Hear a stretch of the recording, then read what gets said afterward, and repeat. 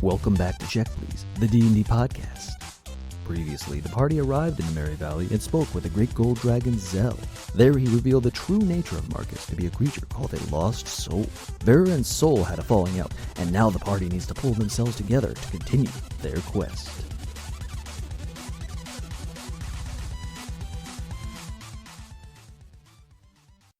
Alright, before we get too terribly far into the game today, since it has been like 3 weeks, and we had a session that was burned and lost due to my own stupidity, that we're going to be redoing partially tonight, and then we're going to go beyond that as well.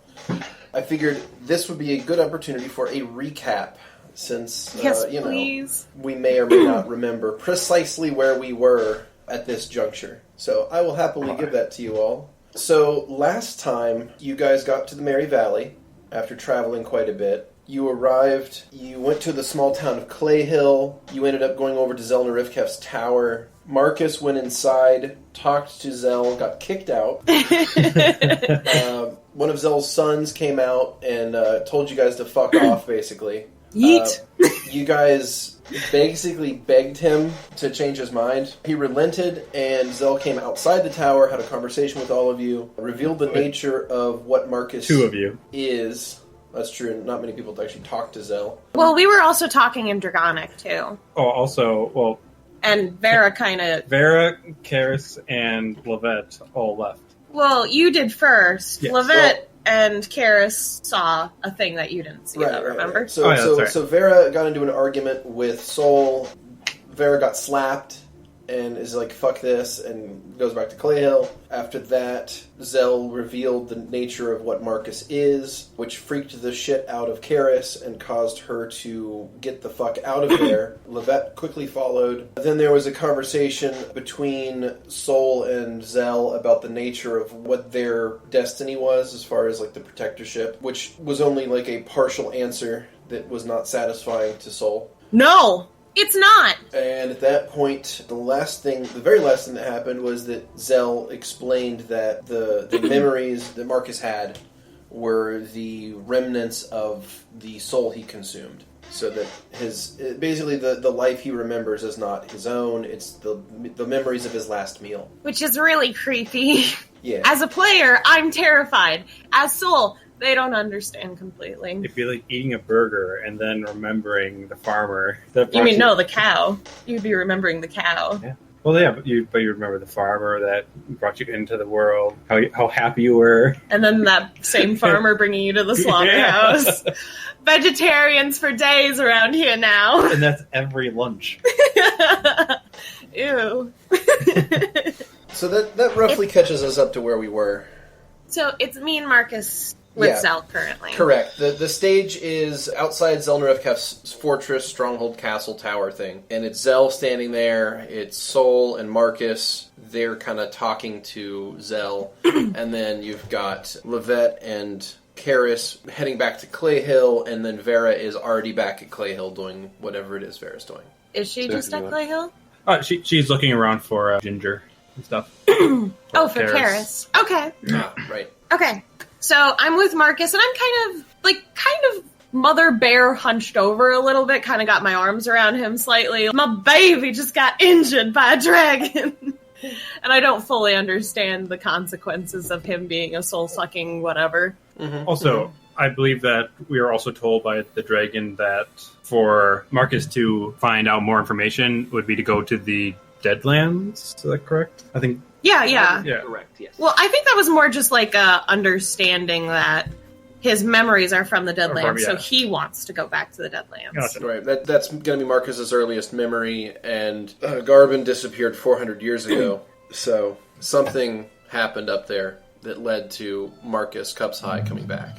Soul's kind of making a lot of eye contact with the dragon, but they're still, like, petting Marcus's hair and stuff. It's kind of become a common thing whenever Soul's been stressed, notably. But they look down at Markus, and they're just, Are you doing okay? Markus, he is quite stressed.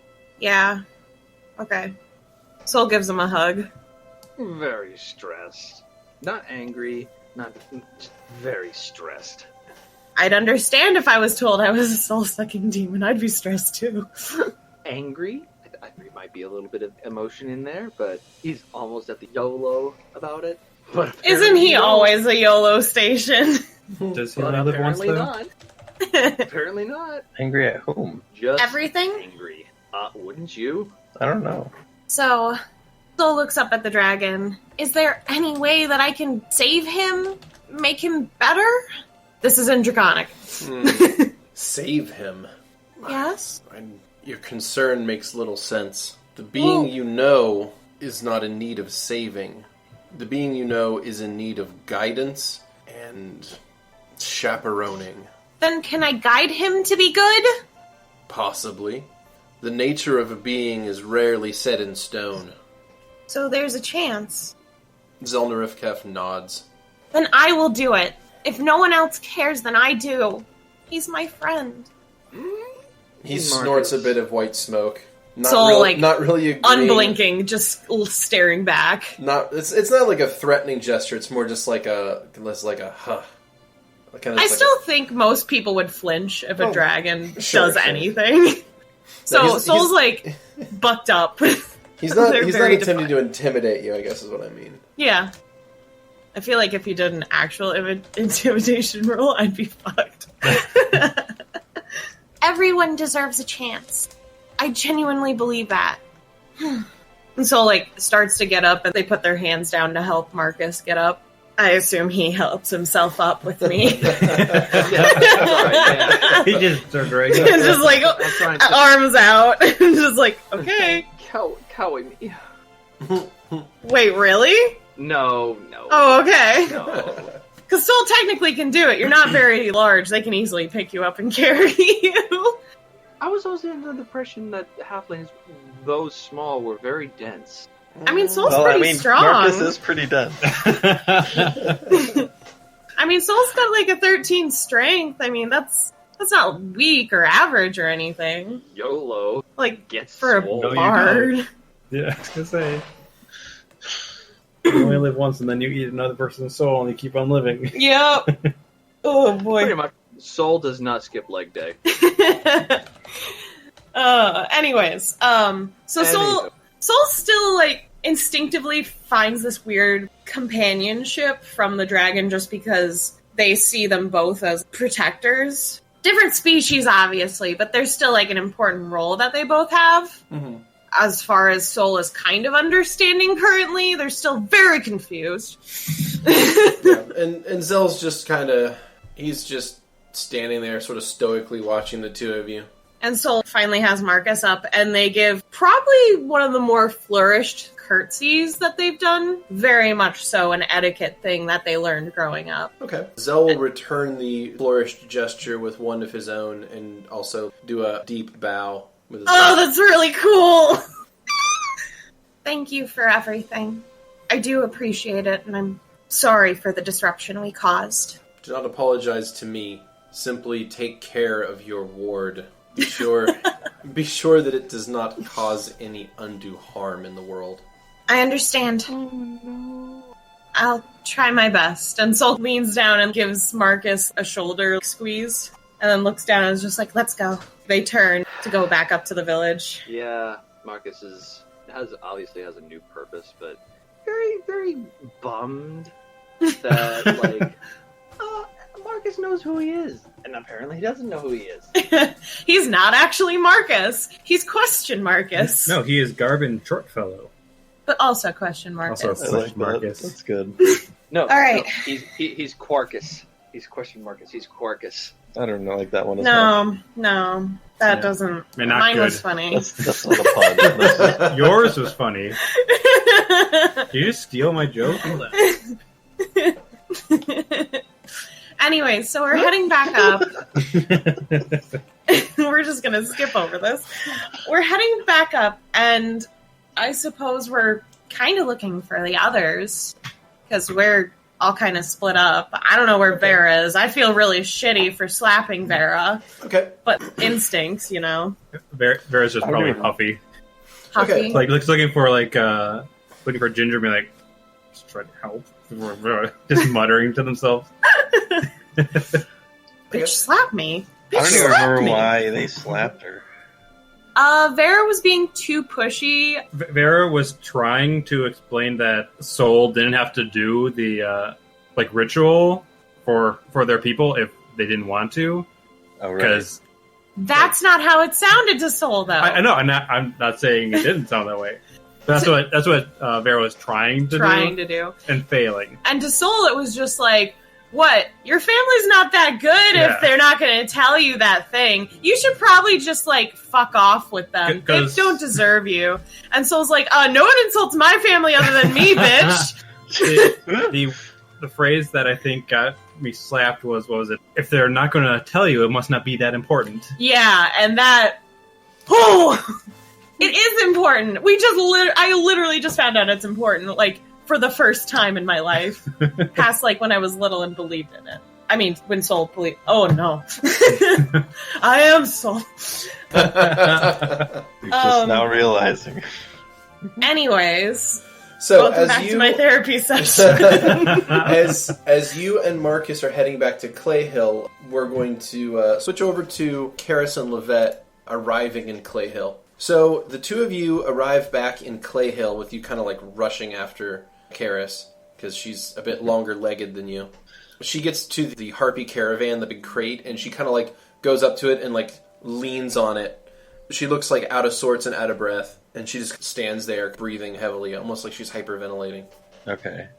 I'm probably also breathing pretty heavily because this is a hard run for me. I'm not very athletic on top of being so short. But I guess I'll like wave her down. Mm-hmm. Kelly's wait. I don't understand.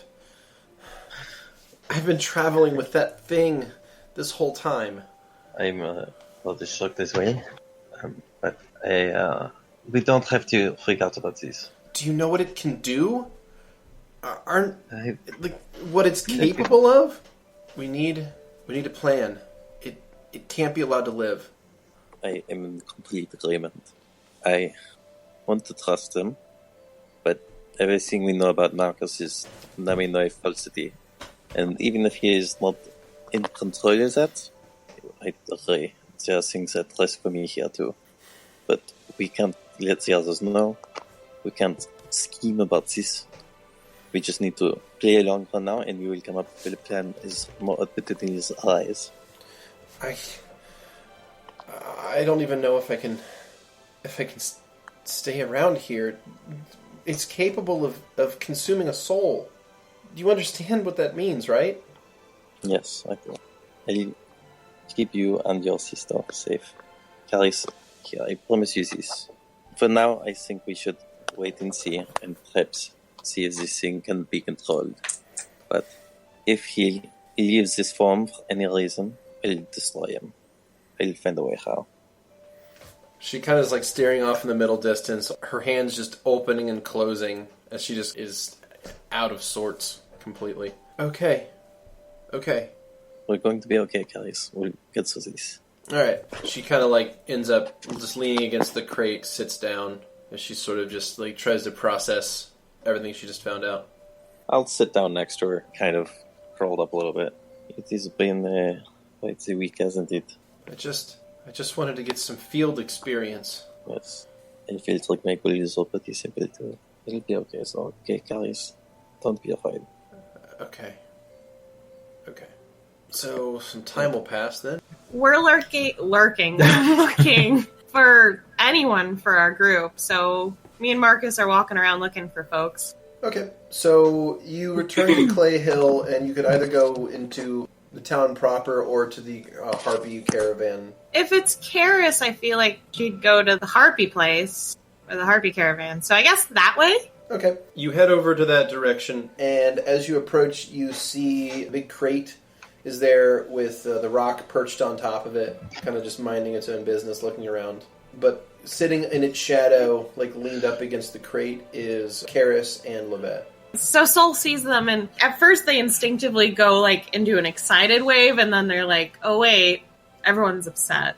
And so it's like a more like, at first enthusiastic, and then like a little nervous, like small wave with like a concerned face. Hey! Karis looks up at you, and she looks a bit apprehensive. And Markus is with me, obviously. Yeah. thus the apprehension. I She scoot a little stands closer up. to her. Okay. Kara stands up. Well, I look like an idiot. I'll stand up, but I'll wait a few seconds so it doesn't look like I'm just standing up because she stood up. All right. Which makes it look more like you're standing Yeah. up because she stood up. Yeah, exactly. So Kara's kind of shakily says, we need to talk, but could you just stay your distance a little bit for now? Soul seems a little bristly with that, and so they kind of step in front of Markus a little bit. Kind of a protecting instinct. And they're like, yep, we can stay here. That's fine. I mean, it's not fine, is what the tone of that voice means, but they're doing it anyways. They're not thrilled. Karis, are you okay? I'm trying to be. Just tell me what's going on. Let me know what you're thinking. Well, I'm a little concerned that the cleric is, in fact, a lost soul. So, I think that's probably what's concerning me. The fact that it eats souls. That's ominous. And, well, I'm a little concerned over my sister. I think you can understand why. Situation? Soul stepped in front of you to sort of get between you and Karis. Okay, just making sure. He's not going to eat your sister's soul. How do you know that? Everything you know about Markus is actually something you know about some other Halfling who died a long time ago. He just needs some guidance. He's a good person. He's always been good to us. If something were to happen, if one of our adventures went wrong, and Markus went down, and that thing came out, who's to say any of the guidance that we have given him will stay? Maybe he'll just go back to being hungry. Soul kind of bites their lip because they don't actually have an answer for this. He'll just... If we keep giving him positive reinforcement to do good things, it has to stick, right? I think that offering not to kill this creature on this spot is, in the eyes of most people, quite generous. So, have that from us. But, Markus, I will give you this. If you leave this form you're in right now, for any reason, while I still live, I will find a way to destroy you. So long as you stay as the Markus we know, there are no problems. I am the Markus you know. I am the Markus that you used to know. I'm the Markus that you will always know. Let's hope that remains true. I can just imagine, like, Markus just kind of, like, peeking out behind Soul to say that. Just kind of like, I'm me, yo. Hands between your legs is like, No, gross. No, hold on. Yeah, I can see that. You're like, just like, the very angry kind of glaring. Through my legs? Yeah, you know, like here's Johnny. push it. You're all dead to me. Pushes your knees out, bowed, and just be like, Well, if you actually do that, Soul looks very, like, unsettled and embarrassed. I thought we talked about being good, Markus. Get out. Now. Yeah, I'm about to go slap him in the face. So, Markus goes back. Soul looks, like, kind of more uncomfortable from what the fuck just happened. Okay. I understand. I owe you all my life. I owe it to all of you to help however I can. All I ask is that when we travel, if I could just have a little bit of space away from Markus, if you understand. Of course. That's fine. Right, Markus? of course. I mean, it's a simple request. Soul just kind of, like, leans back and pats his head. My question is why? I'm not here to eat souls. I'm here to find out who I am, and who I am is to the north. I mean, we're going the opposite direction now, but we need to for the good of for Lovette. Yeah, not good of the group. Good of Lovette. Damn.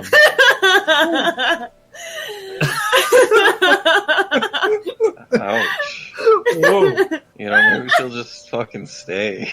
Even as a lost soul, you love me. At least Soul does. I don't know about the rest of the group at this point. Don't push it. Anyways, I may be a soul-sucking parasite, but at least maybe I'm you adorable. shouldn't. Maybe you shouldn't bring that up with someone. I understand that that's the way you feel, but I think that things will become a great deal more complicated now.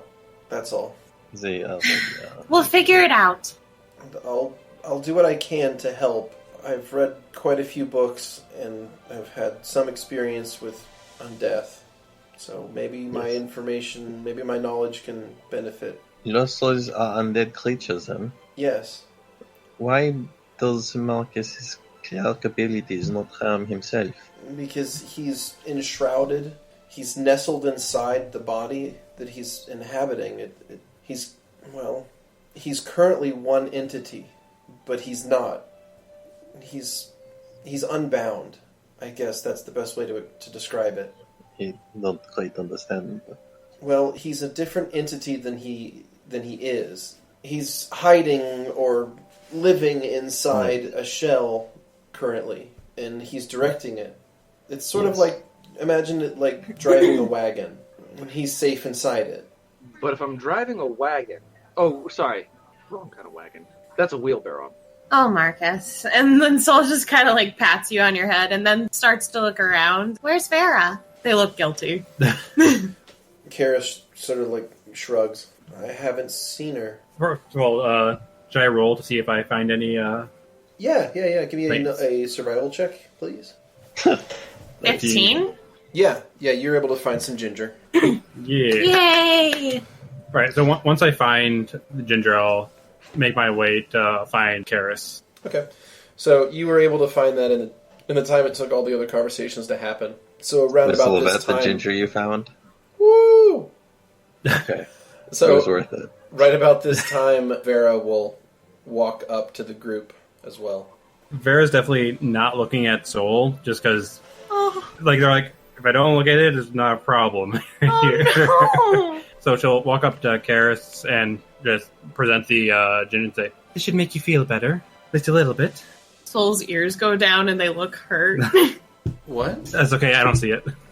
Like, Karis looks at Vera completely confused. What are you talking about? You keep on getting sick on the flight. You can put this in a tea or... She kind of looks like she's remembering something from a lifetime ago. Oh, right. Sorry. I've had a lot of other things on my mind. Yes. Karis, maybe the right thing to do so is find a distraction after all. Thank you for the ginger. Maybe you need to talk with Markus and Soul. Turn around begrudgingly. What? Tell me some things. I don't know. What are we talking about? Well, She doesn't know about Marcus's, you know what. Marcus's what? What? Markus, per se, may be a soul-eating entity that's currently inhabiting someone else's body. You eat souls? And personalities, memories. The Marcus we know is essentially a puppet. A culmination of other people, per se. I am no man's puppet. An unknowing puppet. Very good, Markus. Vera will put her fingers on the bridge of her nose, just trying to figure out what's going on. So what does this mean for Markus then? We're just gonna guide him to be not a bad soul-eating thing, but a good one. Soul's just kind of nodding to themselves this is a good idea, right? Does that condescend? Markus is a good person. You are a good person. You're right. I am so sorry.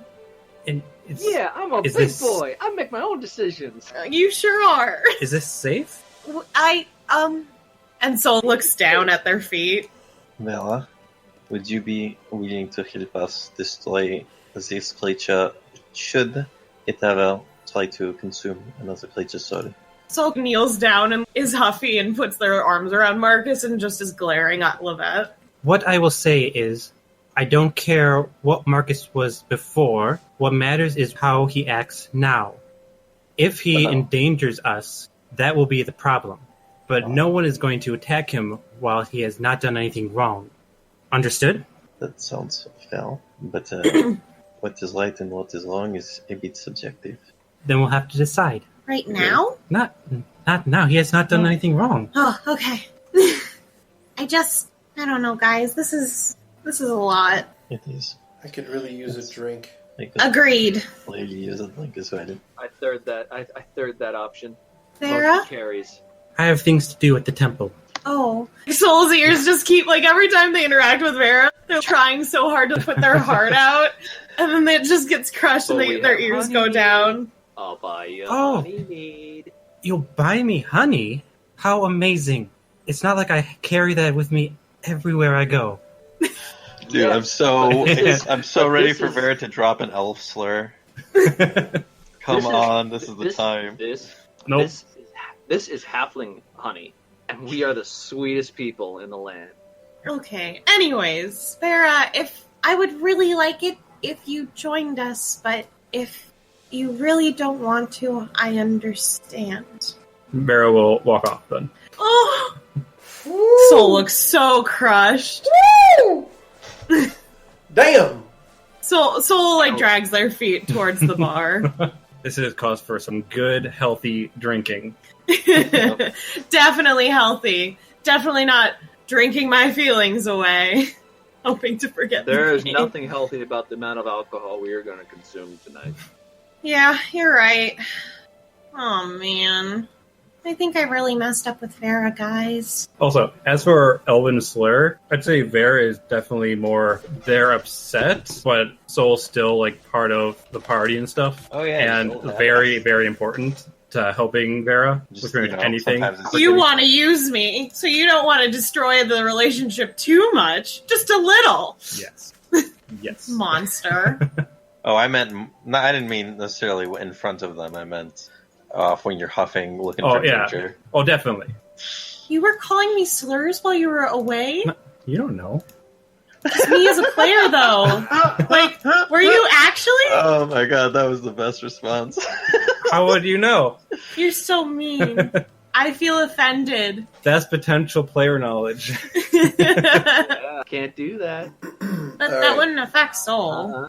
No, I know. So, I'm just joking with you. We're going to a bar. yes, you are. You're going to a bar. So the group minus Vera heads into Clay Hill proper, and you find yourself at a happening little halfling tavern. Most of the seating's outdoor because the building itself is pretty small, and you wouldn't really feel comfortable inside it anyway. I would. Well, the gnome would. You're right. Anyway, Soul looks very uncomfortable. the seating outdoors is much more appropriate to you guys. The chairs are larger, and it looks like they have some tables here that are intended for bigger folk. I think Soul would try to get a medium-sized one so that they could crisscross applesauce sit down with everyone at least. What? Yes, that's the way to do it. Never change. No, that is the correct way to say it. Moving on. So they're crisscross applesauce sitting down with everyone. They look kind of really torn up between not getting a straight answer about what their duty is actually, and Vera being upset, and Markus being a soul-sucking demon thing. And they're trying to stay really positive about it, but everyone's being very negative, and it's bringing them down. They just order a couple drinks, and they immediately down 2 just to get it started. I'm gonna order a keg and have Archie carry it out. Okay. So, some drink orders are placed, and Karis is there as well. However, she wants to sit sort of by herself at a table nearby. And she just gets a couple of bottles of wine. Does she insist to sit by herself, or does she just go sit? She by goes herself? to sit at a nearby table, not too far away, but close enough that Far she's... enough for her comfort. Far enough for But her if we comfort tried to that move she's- back to she's- hers, would she move again? Probably. She's still within earshot, so she can still talk to you guys, and she can still listen to your conversation. She's just far enough away that she feels a little more comfortable. But yeah, so the drinks are served, and the halflings definitely know how to make their brews. So it's all pretty tasty. It's all a little bit sweet, though. More sweeter than you're used to from other races. So Soul's into it. even their wine is very sweet. How does Karis react to the sweeter wine? At this point, she just is trying to drink for effect, not for comfort. Yeah, So I think that's what Soul's doing. too. whether it's good or not wouldn't really matter. She's trying to put a bottle down as quickly as she can. So, All right. after a couple, Soul doesn't really drink that often. to begin with. I think they usually do it more because it's a social thing that's happening. With Siva, like whenever Siva would offer them a drink, they'd just do it because it's like, oh, someone's offering me a drink. This is a polite thing to accept. This is like, I think the first time Soul's probably gonna binge drink ever in their life. I don't know. What about the time with the bards at the Holy City? Oh, that's true. That was a party. It's a social thing. Yeah. This one's more for pain. Yeah. Oh. Soul has gotten down a few, so they're kind of tipsy at this point, and they, like, directly look at Lovette with far too of an intense gaze. Oh, jeez. I challenge you to a drinking contest. Oh, so that's not what I thought you were going to say. What did you think what? I was going to say? Wait, what did you... A drinking contest? Okay. A drinking contest. I've never had one. I've read it in a book before. It's going to be great. Alright, so... Soul, how many drinks has your character had at this point? I'd assume 3, because they're just tipsy. Okay, so give me 3 fortitude saves, please. Okay. Well. Okay. 22, 24, and then a 7. Okay. So, that is good, and we're going to go with Lovette. How many drinks have you had? I've had 2 at this point. Okay, make 2 fort saves, please. Oh, we're off to a good start. That's a total of 5, and then a 23. Okay. That's good. Alright, so the drinking contest may commence. All right. So, Do you want to go first, or should I go first? No, you both go. We both go. Okay. Yeah. Let's do this. Marcus, are you joining us? And you can get drunk, Markus, right? Yeah. Yeah, can you get drunk? You're a soul eater. The censor is gone. Oh, there's still more censor to be gone. You soul eating flying rat maker. Okay. Marcus, are you joining in the drinking contest? I'm already 10 drinks in. 10 Is drinks. he? Okay, Marcus, if that's the case, please make 10 fortitude saves. Jesus Christ. Marcus Jesus. has had a rough day. We all were Marcus- like, let's go get a drink, and Marcus is already power walking there. Well, let's see if Marcus is even conscious anymore. 10 drinks might have put him under. Let's see. Let's see, hold on. So make 10 fortitude saves. saves, and let's see how this goes, yeah. Oof. Oof. Oh my god, dude. I think he may be plastered. Oh no. Is that 10? So let me do some quick maths here. Hold on. Do you want me to say all of them for you? Not yet. I'm just Okay. I'm just checking to see if he's dropped. Even alive. Yeah. No, he's still awake. He's still Oh up. my god. Yeah, he's May I do the numbers 10 then? drinks. Yeah, please go ahead. So his first one was a 19, then it's 12, 27, 17, 14, 23, 23, 22, 13, and 20. Notably, a lot of these rolls were very low, but Marcus's fortitude is a fucking plus 10. Not anymore, it's not. Yeah, So- boy! So in case anyone at home is curious, I'm basically adjusting the fortitudes on the fly here based on how much they've drank. So Marcus is still somehow conscious. So you've had an incredible amount of alcohol. You've basically drank a small keg by yourself if you're drinking ale. Yeah, you've had basically 10 tankards of ale. So you were destroying it right now. How does it all fit inside that small boy? Yeah, where does it go? I feel like you should like be filled up by this point before the fact that you're gonna die from this. I'm the bag of holding. Alright, so if Sol and Lovette want to try to catch up, good luck. Holla! I don't know how to catch up, but let's go.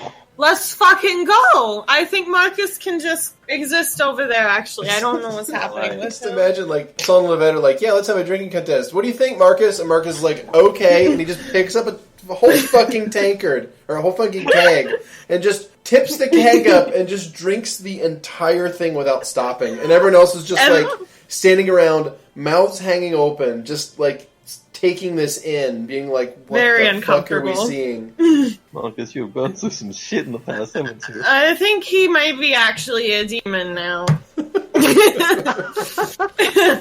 Maybe you guys are right. Alright, let's do this. And Sol, like, picks up a drink and chugs it. That was a 7. Oh, Jesus. Alright. Alright. Not starting that off very good. Alright. Mine is a 5. 1 second. Ooh.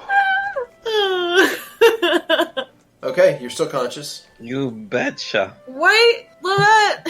So it's 4 drinks for Soul, 3 for Lovette, and 10 for Markus. Lovette, I got a question. What? Why do you even like me? What?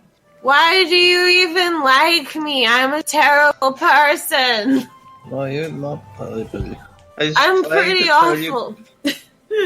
This is the last thing I was expecting. I ran away from home to go do whatever the hell I wanted to do, and I should have been learning, and I didn't. Soul takes another drink. All right. But it's a nat 20. Nat 20. Good job, Soul. I'll make a comparative drink at All right. 19. Excellent work. Cool. All right, you're both fine. Sorry, it was amazing as all. You good at everything and everyone likes you and you're gorgeous and really tall. What does my height have to do with things? I'm just saying. I got a question. I got another question. What? If I was a boy, if I had a male body, it was a penis, would you still like me? I didn't actually know until we took that shower together. I wasn't sure. No, I mean like a full male body. I don't really know. I don't know, actually. I haven't really liked someone like this before. Oh. Soul looks a little uncomfortable and then takes another drink. A 9. Ooh, okay. You're cutting it close. All right. Keep going, too. It's a right. 14. That's up at a 5. I don't know. I have a lot of responsibilities back from the village. And, I have Grow to think about. Like, he was promised to me, and, that was kind of awkward at first because I didn't really know what was happening with my life because I found out about other things. I didn't really have an issue with him. He's quite wonderful. And, honestly, like, you can't tell him this, but I think he might actually be better than me at magic and, like, other things. He's actually a really good person, and he's... it gets frustrating. Shot, right? Yeah, you shot my fiance. I'm sorry. I know. It's okay. Soul looks like very uncomfortable, but mostly because they need to throw up, probably. But I kind of wish you could meet him properly instead of like getting shot at and stuff. But don't tell him the nice thing I said. Don't tell him. Okay. Make a perception check, Soul. Okay. I was going to try and keep up IRL. No. We're rolling these like crazy. That's a 26 for my perception. Soul, you can hear tree frogs. Soul looks immediately, like, alert. Like, they sit up straight, and they're just like, girl, can you hear me? Hello? You hear kind of like a chuckle. Like a light chuckle. Oh, no. And so, like, kind of crumbles and, like, puts their face in their hands. They're still sitting crisscross applesauce, of course. And we're outside. Can you come to the Merry Valley and Clay Hill, please? And then Soul looks back at Lovette. One more. I'm gonna beat you. One more? One more. Wait, what are you just talking? I'm here. Who are you talking to? You're not here? What? No, I am here. You said come to... Who are you talking to? I was talking to my fiance. He can hear me through my ring when I say his name. Wait, can he hear me? Probably. Soul is just whoosh.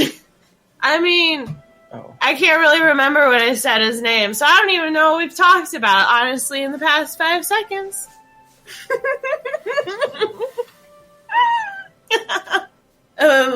Soul takes another drink. Oh no, it's a 7! I'm doing so bad! Alright. Which makes sense for Soul. Soul, you take that drink, you get about halfway through it, and you can't. You can't finish it. Oh no. Soul, like, immediately, like, jostles up and, like, turns to go towards the bushes and just starts puking. Yeah, you get up, you make it about 2 steps, and you just start puking as you're going. Oh God, I've done that before. Any of us who have ever been at like a party or a really crazy bar has seen this before. Someone trying to make it to the bathroom and they've left too late. All right, so Markus looks over and goes, mediocre. I forget, what is the canon of Soul's? Oh, puke? Soul pukes up sparkles and glitter normally. So there's just fucking sparkly, good old sparkles and sugary looking shit coming out of their mouth.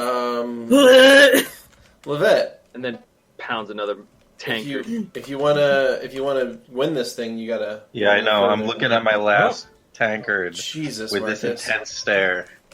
Like, oh shit, this might be it. Get on my win. level. Okay, this is it. Come on. It's a 12. Okay, all right. You've got to make one more drink to beat Soul. Oh, one more. One more. Because You were I was one drink- 3. Yeah, you were I one was one drink behind ahead. to begin with. I think I was drinking. All right. So you get to your 7th drink, and the same thing happens to you. Halfway through your 7th drink, you can't finish it. Markus It's a tie! Markus is sitting here at 11 down, and he just doesn't give a shit. How many drinks did we get through? You were on your 7th. Damn. You both got sick on your 7th drink. Your 7th tankard. I mean, Notably, that's really commendable for Lovette because she's like, 3 feet 6 inches?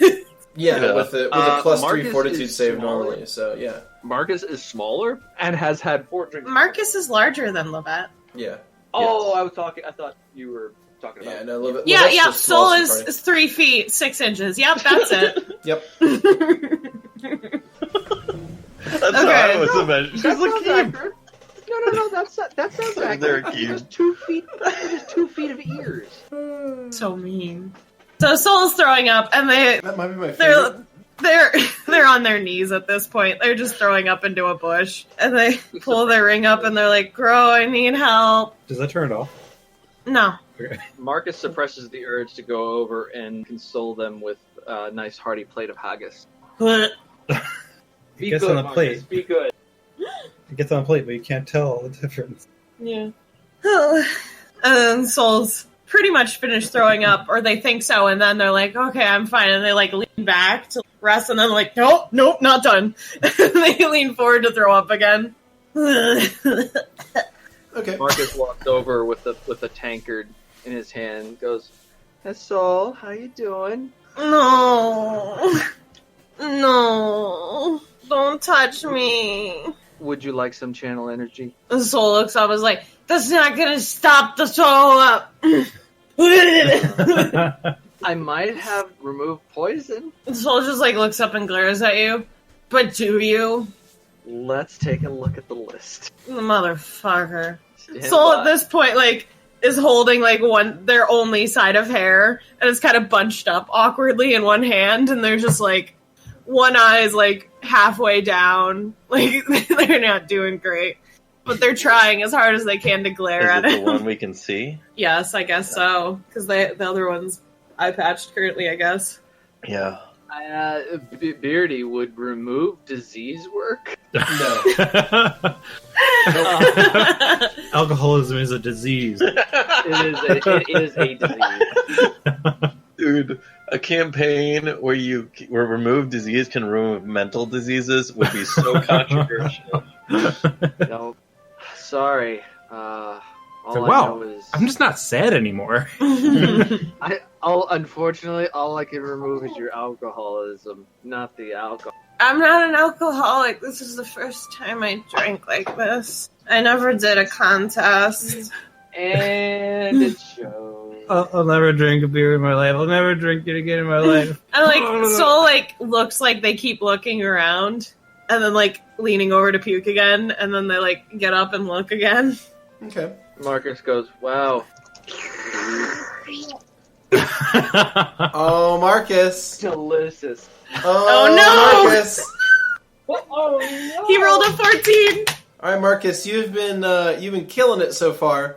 However, it looks like you have found your limit. That taunting drink. The taunting 13. drink is what dropped you. So 13, and I'd like to say that Markus would just fall flat. I had 12. You had 13 counted? I thought 13. I guess. I don't know. I'm not going to go back and look. I must have just No. miscounted. So He goes, how you doing?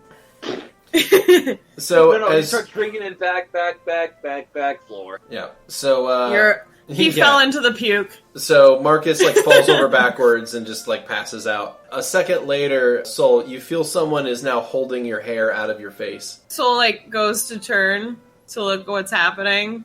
Because I think they instinctively assume it's Lovette currently. Oh, really? It's too tall to be Lovette. Oh. Bro? How are you doing? I'm not.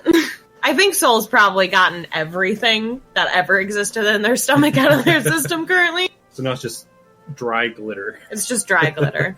They're wiping their face now, and then they look up at him, and they look pretty fucking pitiful, to be honest. He kind of looks just the slightest bit smug. Just the slightest bit. Kind of giving you this little coy smile. He's holding your hair in one hand, and he's got this little silver flask in the other. What is that?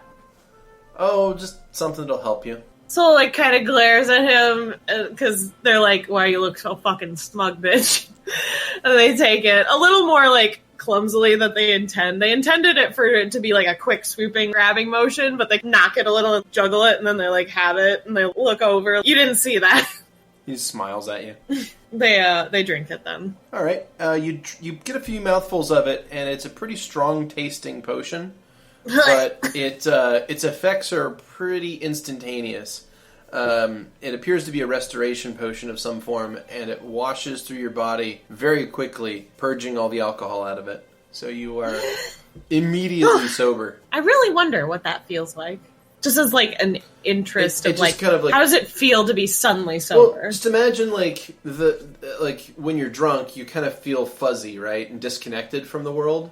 And gross. Sort of just a rush where you're suddenly focused again, you're back and you're centered, and your brain is suddenly sharp again, and a cold shower. Yeah, it's like a cold shower in a bottle. Right. So this little restoration potion has purged the alcohol from your system, and you're suddenly sober again. And now that Soul's sober, immediately their face turns bright red because they didn't black out or anything, so they're very aware of what just happened and embarrassed. And they look over at Gro and they're how much did you hear? Oh, just a thing or two. Mostly or two? Mostly just you admitting that I'm better than you at magic. Soul pushes his chest. He chuckles. You're not supposed to... It makes me so angry! I'm not agreeing or disagreeing with you. I'm just telling you what I heard. Yeah, whatever. Soul's not denying what they said. They just look very embarrassed that they were found out what they said. The push kind of ends up being more of their head slowly leaning on him and stuff. So, do you think your friends need any of that as well? He gestures they he do. Passed out halfling next to you. I assume Soul's still holding their flask. Yes. So Soul leans over, rolls Markus over, opens up his mouth and kind of pours a little drop in, and then rubs his Adam's apple to make him gulp. Yeah, he takes a mouthful of it and it purges the stuff out of his system. Markus, you wake up feeling refreshed. I swear that dryad was... What about a dryad? Giant? Giant dryad? What are you saying, Markus? Did I say something about a I don't think dryad? it worked. I think he needs another. You're completely sober. It's not just a wake me up. It's you're sober. No, yes, I was coming out of the blackout. A dream. A dreams. You don't dream. Oh, There's not enough room in there for a dream. Yeah, you're too busy consuming souls. Aw, I forgot about that. And Soul brushes Marcus's hair back pretty lovingly. At this point, I think Soul is very fond of Markus. And just kind of pats the side of his face. You okay, buddy? How many did I have? 12? I don't know. I was throwing up most of the time. I win. You sure do. And Soul kind of leans down and kisses his forehead, pats him, and then goes over to Lovette. I figured I'd at this point have Archie helping me clean up the puke. No, if you fell... Oh, wait, you're just puking? You didn't pass out? No. Okay. So Soul goes over, leans down, kind of has their hand on your back, and offers the flask to you. What's in it? It'll make you feel better. I feel fine. I have some salt I need to wallow in. Oh, right? And then Soul looks up at Karis and just is like, just trying to figure out how much of, like, this mess did she just witness. Karis is a bottle and a half in and is looking, like, dissociated from reality right now. Once I've finished cleaning up the puke, I want to scoot over by Karis. Okay. Soul, like, looks a little dejected that you didn't take the drink, so they just kind of top it. They go back over to Grow, and they're just sitting next to him, but they're trying to be nice and not too, like, PDA-ish, but they're definitely, like, kind of have their head rested on his shoulder and stuff. Okay. He's probably going to put an arm around you at the very least, Mm-hmm. and probably ask you how everything's going, and why everyone seems to be, like, in a rush to drink themselves to death. Honestly, it's not great. I talked to the dragon. Did you? I talked to him, and he told me that what my lineage is protecting is more than just the village. What do you mean, more than the village? I don't know. He wouldn't tell me much past that. He was very vague and very frustrating. But, I don't know. I think I really have to maybe go along with it if it's bigger. Well, we'll figure something out. I know. And Soul does a snuggle nuzzle into the crook of his neck. Looks down at Markus and, like, pats him on the shoulder. You gonna get up, buddy? Yeah. There was a barrel of ale I wanted to get into. I mean, technically you can drink again if you want. No. I was going to climb into it. No, the last Dude, time don't you do that. climbed You're gonna last time you climbed into something, you almost drowned in it. I mean, well, no. Yeah, no, if Markus drowns in ale, then it'll become a horrible monster again. We can't allow that. Yeah, we can't have that happen. Please don't die. But I'd like to introduce you to my fiance if you're stable enough currently. Oh, well, howdy. Markus throws his hand out. Grow, this is Markus. Markus, this is my fiance, Grow. Ah, pleasure to meet you. Markus is going to be my man of honor, being of honor. How do we refer to you now? Mansion of honor. You're not actually married, though, Markus. Oh, no. I'm sorry. No. That was the person No, you that's fine. stole. No. I'm sorry. I'm sorry. So Okay. anyway, bro, this is Markus. He kind of had his hand out to, like, shake Marcus's hand, and now he's kind of just confused. No, Marcus's hand was out to shake. Okay, all right. All throughout this, we were shaking hands. Gotcha. It's an Okay. awkward. It's like gotten really awkward. Oh, I see. Now. It's a really like awkward, that handshake. like, way too long of a handshake. Okay. Yeah. Not to mention, Marcus's hand is so much smaller than Gross to begin with. It's like shaking a toddler's hand. Gross hands are fairly small as well. I don't know. Elves and all that. Not the way I drew him. Oh! Masculine body proportions are weird. Anyways. And then Soul Nelly kind of like, hands? maybe. You know what I You're mean? more ready to admit to that than I was expecting. I was using references. They ended up bigger than I meant, but when I kept making them smaller, they didn't look right. So, you know. That's amazing. Anyways, so Soul gets up and goes to help Grow up to, like, guide him over to Karis and Lovette. Hi, guys! Oh boy, I like kind of half cover my head and then realize that's not going to be useful. Lower my arm. Oh, I know. What are you doing? I'm just, because I'm kind of like, oh, don't look at me. Oh god, they're coming over here. Fuck. Oh, sorry, was all this stuff earlier in, like, earshot eyesight? Oh, yeah, Oh, yeah? because Karis sat close enough so that things could be heard. Yeah. You guys also went over to a nearby shrubbery line to puke. Evacuate your stomach. So you might not have been in exact earshot, and certainly they probably weren't listening to you guys. Because I think at this point, Karis isn't listening to much right now. She's sort of off in her own little headspace. I'm not even talking to her. I just wanted to sit closer to her. Yeah. You notice she doesn't... Hi, guys! She didn't recoil from you when you sat next to her. So, that's probably a good sign. Yeah. Karis looks over. Oh, hello. Hey, Karis. Hey, they make some weird wine here.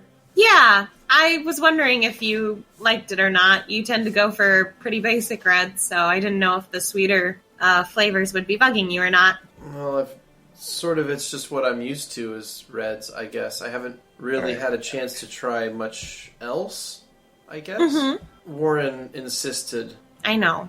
She kind of like... I know. Her brow kind of like furrows on its own. She's sort of pissed at herself that she even like said his name.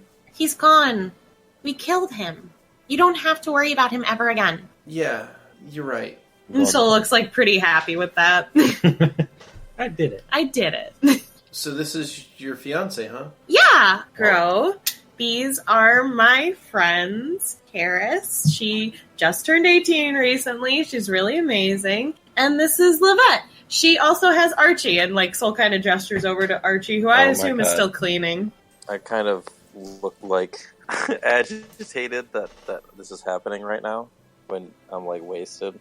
I offered also you. Trying not to be agitated. I'm living the life, so I afford him a smile and a wave. Hello, I am Lovette.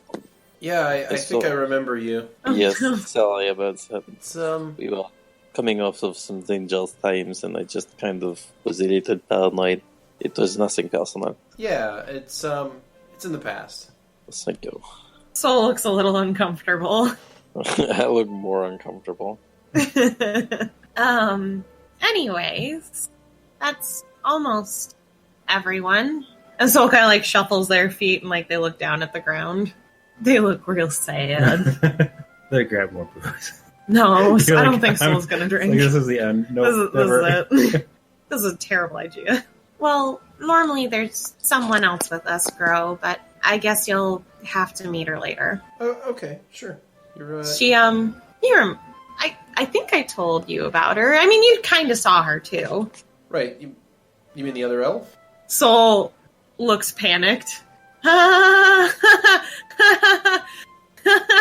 No! Are you... What? What is an elf? Are you talking about me? I'm not I'm just only a half elf. Yes! You sure are, Lovette. And Soul, like, starts to whistle and walk away towards Markus. Markus, you doing okay there, buddy? Existing properly. Existing? What are you talking about? Markus exists.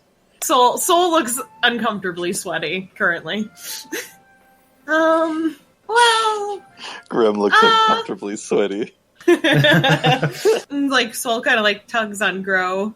And then it was like, Lovette is a half-elf, yes.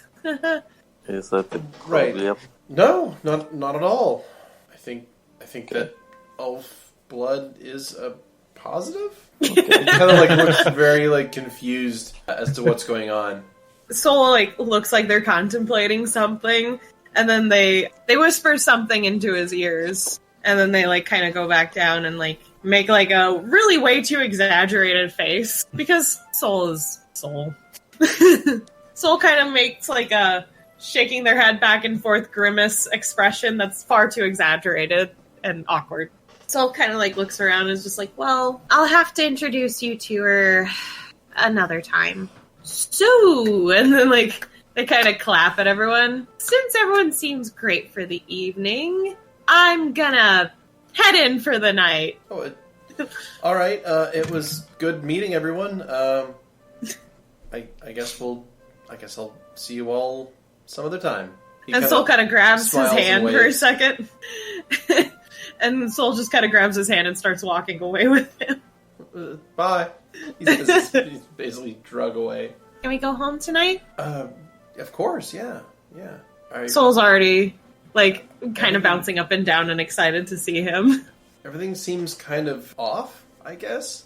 Yeah. And they look back at the rest of the party. Because now we're far enough away to where, like, Soul doesn't Yeah, you're out of earshot. have to have as much of a cheery disposition for everyone. Because they're the bard and they have to make sure everyone's sane enough. Mm-hmm. Markus turns out to be a soul-eating creature that's really dangerous. And The halfling that's been traveling with you yeah. is a dangerous soul-eating monster. Are you... Yeah. He goes to get his flask back out. Do you need another mouthful of this? No.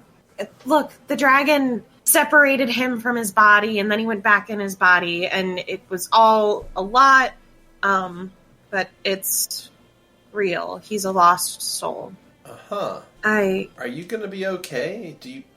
Is it safe to travel with these people? Soul looks back. Looks actually, fairly concerned. Probably not. I mean, I suppose you call it like it is. What do you call them again? My homicidal group of friends? Something like that. Yeah. Well, let's discuss this at length later, shall we? Agreed. Alright, so he begins casting a spell. And Soul kind of jumps up and hugs him around his neck. Right. Per usual. Per usual. He finishes the spell, and you feel the warm wind of home on your face as you vanish. So the rest of the party... Oh my... Sammy's Kelly's. What's I thinking? I don't think we made a good first impression on that guy. I already didn't. So Speak for yourself. I was awesome. I am way ahead of you on that one. And I can't believe how stupid I've been. She pushes a bottle of wine toward you. Do you want to talk about it? Guess so. Alright, give me a second. Oh no! Karis pushes the bottle in front of Lovette and asks if you'd like to talk about it.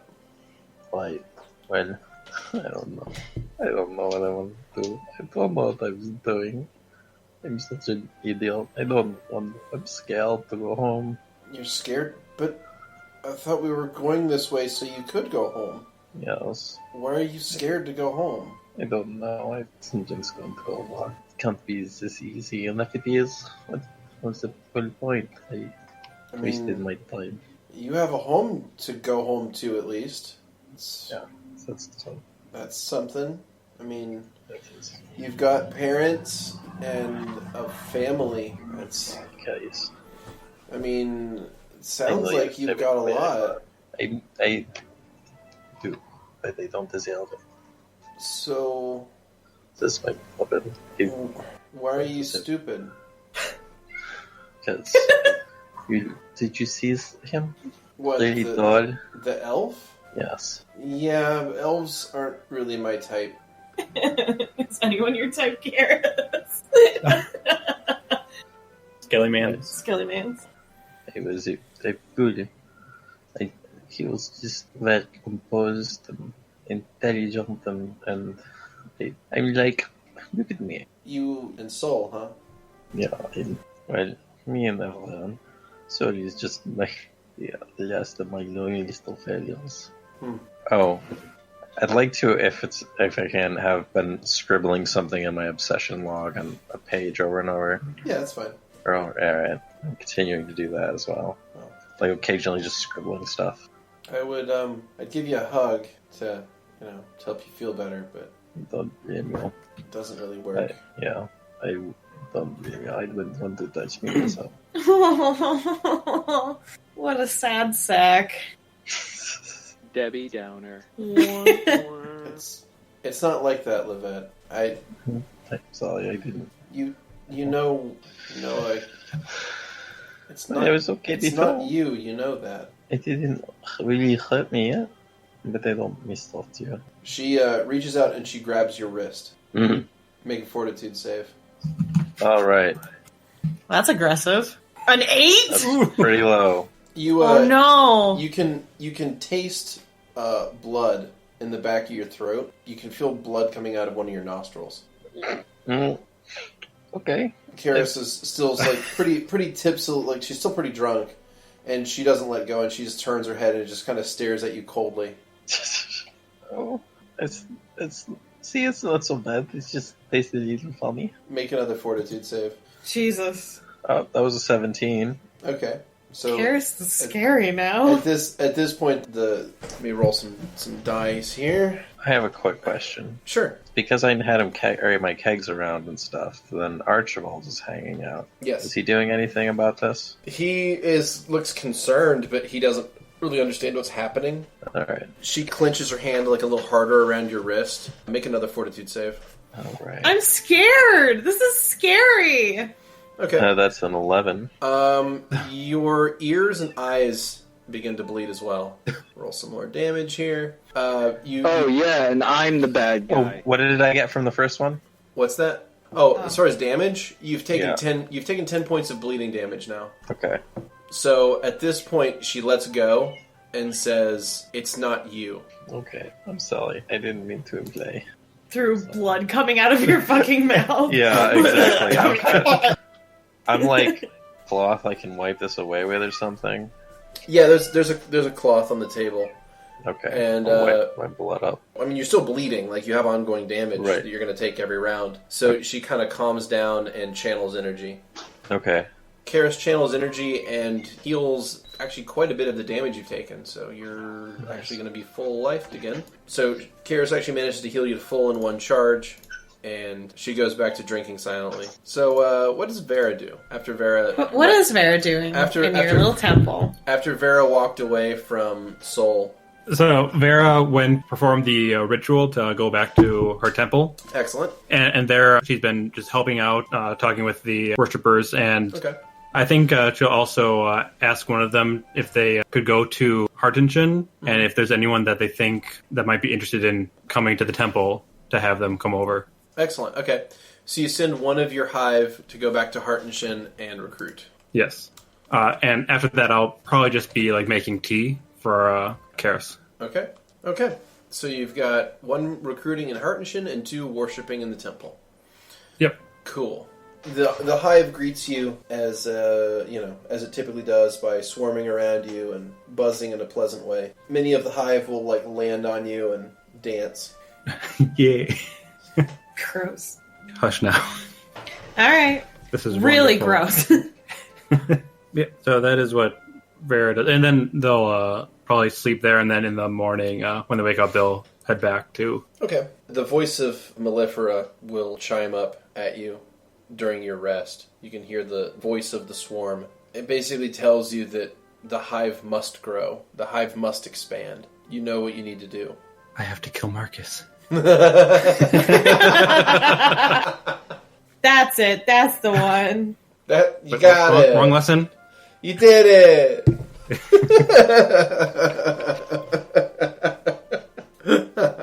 Some time passes. We're pretty much at this point just waiting on Markus and Lovette to end their evenings. Yeah, are they doing anything else? Yeah. I don't know. Are they? Nothing for the rest of the evening. Okay. You're not going to do anything. Okay. No, Marcus had a rough evening. Okay. Cool. Does Markus want to turn in at like an inn in Clayhill or just like sleep near the caravan? Marcus is going to return back to the caravan because that's where his sleeping bag, all that kind of stuff is. I think Markus would feel better in a crowded place, right? Yeah. Yeah, technically yes. Agreed. Yeah, Marcus finds an inn, has an evening snack, good halfling food, and then goes to bed. And finds an inn in the area. All right. By halfling food, do you mean like haggis, or do you mean like halfling souls? Yeah. What are you referring Wow. to? Are you actually eating, or are you eating? Oh wow. Or are you eating? Woo! To serve, man. Karis apologizes for hurting you, but she wants you to understand that not hugging you is not a choice that she wants to make. It's for your own good. Alright. Lovette gets pretty teary-eyed. I'm just kind of thinking about shit. I'm sorry, I just don't know. I could have done something, right? I'm not sure. Sometimes things just don't work out very well. Sometimes bad things can happen, and there's nothing you can do to stop them. I don't know. Most of the bad things that have happened in my life have been my fault. I don't see why this would be much different. I could have, I don't know, said something or done something. Acted sooner. But not me, not someone who is actually capable and impressive, not just, just do that.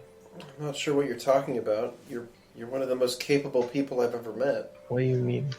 I mean... No, I'm a hack. I've been writing off the success of others my entire life. I've seen you control Archie. I've seen you create all those other little mechanical beings. That's not anyone else, that's you. Those are not plays that incredibly soon. We'll get Well, you will see, this is normal for my people. I'm sorry, I just don't know what to do. I feel like a failure for coming back empty-handed. Everything I've set out to do, everything has failed. And now I am just running back home to let my parents take care of it. And I'm going to have to face her again. I don't want to do that. I don't even know if she's still alive. I mean, this was the friend of yours that you hurt, right? Yes, it was. I mean, I know a thing or two about healing. It's not that simple. I'm sorry, guys. I feel I'm already doing it. I mean, like saying am I? It's not that simple. It is more like your sister. I think I was way out of my depths, and I should have known that. I was trying to do the impossible. And this friend of yours, what happened to them? Are they damaged now? Yeah, yes. That's the right way to put it. They're more than damaged. She doesn't move, she hardly speaks. The last time they let me see her, when she looks at you, there's no soul in her eyes. It's like, I'm worse than Markus. I tell you, I did what he didn't do, but I could have stopped myself and I didn't. Make a perception check. Okay. Man, real talk, I wasn't expecting this all to come out right now, but I'm happy it is. And the only person who knows is Karis. Yep. Okay, cool. You don't notice anything out of the ordinary. No. I'm suddenly kind of tired. I think I'm going to go to bed.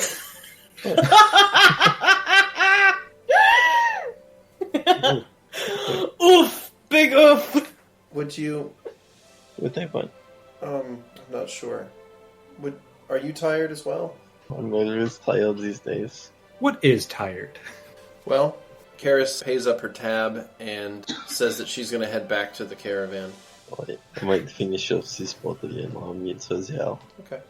Did you pay for your tab? No, I just left. You just left? I'll pay for Soul's tab and mine, but I'm also going to get, like, a drink, maybe two more. I want to get, like, blackout drunk. So Lovette gets blackout drunk, huh? Yeah, so Lovette gets blackout drunk. Yeah, Skrewy is just like... Does. How much do our combined tabs cost? Not very much, probably. Yeah, probably not. I'd say probably close to 8 gold. Wow, right. That's actually a lot. That's a lot. We drink a lot. Yeah, you guys drink a lot. And then Lovette kept drinking. Yeah, she drank a lot. The evening passes. And I stumble and crash back into the crate. Okay. You wake up the next morning and you have a heavy blanket on you. And Karis has, like, trying to, like, cuddle with you on the other side of the heavy blanket. Oh, such a sad child. That works? Okay, good to know. So, what yell is it? So we're going to move it to the 21st of November. Boom. Early morning. And, which of you would come to first? Probably Vera. In the temple. Ciao. Tell us what that morning's like. Oh? Yeah, I want to hear more about Vera. I assume that Vera would just wake up and then, so as they get ready for the day, they just go to Milford's Sting and, do I have to do a ritual to go back, or is it instantaneous? You just exit, I think, and it brings you back wherever you just walk out of the temple and you return to where you came from. Right, yep. Definitely, like, doing better, like, not muttering to myself anymore. Just get Milford's Sting and go back to the Harpies then. Okay. Like, transport back. Sounds good. Okay, so you walk out of the temple, and you find yourself just outside of the town of Clayhill, where you perform the ritual to go to the temple before. It's early morning. Later. The sun is, just crested the horizon, and you can see the Harpies are stretching and waking up from their slumber. They get up with the sun, being very bird-like. Gotcha. Well, is anyone back yet? I'll ask one of the Harpies. All right. Okay. Xeris will fly down and answer you. Yeah, one of your friends came in the very early morning, spoke with Karis, and then left again. Maybe they may know what happened, but I'm not sure. Well, I believe they were going to the bar. I'll check there. All right, so I'll head to the bar. Okay. You head over there, and it's pretty much deserted. No signs of a Markus? Markus would be asleep over there. I thought he went to an inn. He's not. Is he in an inn? He's not waking up at dawn. Like, he's sleeping in. Yeah, I thought he was in an inn, though. Yeah. Oh, okay. Well, I guess I'll just wait by the Harpies. I'll just go over there and sit down and draw in the dirt. Eventually, Karis will wake up, see that you're back, wipe the sleep from their eyes, and say, Soul came back in the night, said they wouldn't be coming back. They'd meet us in the steam aisle. Not sure exactly why, but that was the message. Really? Yeah. All right. We'll just have to wait for everyone else to get here, and then we'll head out, okay? Karis nods. Where is this at? This is outside the crate, basically. Oh, okay. So I'm basically right there. Yeah, you're basically right there. You were just still in bed. Did they say where they'd be? No. How does that help us? Karis shrugs, sort of groggily. I guess we'll deal with it when we have to deal with it. Alright. I'm going to come out, and I'm going to be kind of toying with Archibald's sphere. I'm going to go over to Kara and say, Callis, I apologize for not keeping you company, but I think I'm going to light up dots this time. I really want to see my homeland with my own eyes before we get there. Karis nods. She wants to see her homeland. Yeah. I understand that. Lovette is hungover, Lovette, but Grem is still somewhat drunk. Oh, right. And I'll give Karis the tea. Oh, thank you. That's very thoughtful of you. Do you know where Markus is? No, I didn't see him. I look at Lovette. I don't remember a whole lot of last night. How much did all of you drink? Let's see, is it they've covered? Did Markus pay for his drinks? Luck of the halfling. Did I cover everybody? Yeah, you covered everybody. That's why it's so expensive.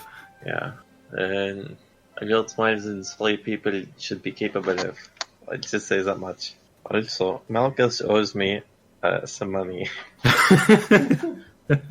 So I can cover else. It's not too bad. Markus is going to have to do me some payrolls. Vera's gonna wait. I'm gonna check my gauntlet, use detect magic to see, because it generally points towards all of us. We all have magic items. I figure if he's close, it will point towards him. And it's only a 60-foot range, so it's really not. I know, that but good. If he comes around, I'll know where he's coming from. I don't know. I guess that's a good point, but it's better than nothing. What is Markus doing? Yeah, Markus, are you still fucking sleeping? Alex, what did I tell you last night? You mentioned that you were scared to go home, which I think is kind of silly. You said you were a hack, which I think is incorrect. And, you mentioned that you felt guilty for something that happened a long time ago. Did I tell you anything about that? That's the part I don't really remember. You mentioned that you had a friend who is alive, but not really. Meowed. Okay. Just put your sister's soul in there. Thought about it. It's occurred to me, and okay, sorry, I maybe shouldn't have mentioned that. But also, I suppose you will probably see soon enough. So I only partially overheard Sol is not going to be joining us. Apparently. Yeah, they stopped by in the early morning, and I woke up, and they said that they were going to meet us there in a few days. I don't know why or how, but that was the message. Lovette look real sad. Make a sad face. Insert a sad face here. Lovette makes a sad face. Just get the droopy ears. What? The droopy ears from her elven side. You see the harpies are preparing their morning meal. They're pretty much they look like they're amped up to leave. I'll try to find Markus. Yeah. There was no one at the tap house, correct? No one outside. I will go in. Is there anyone inside?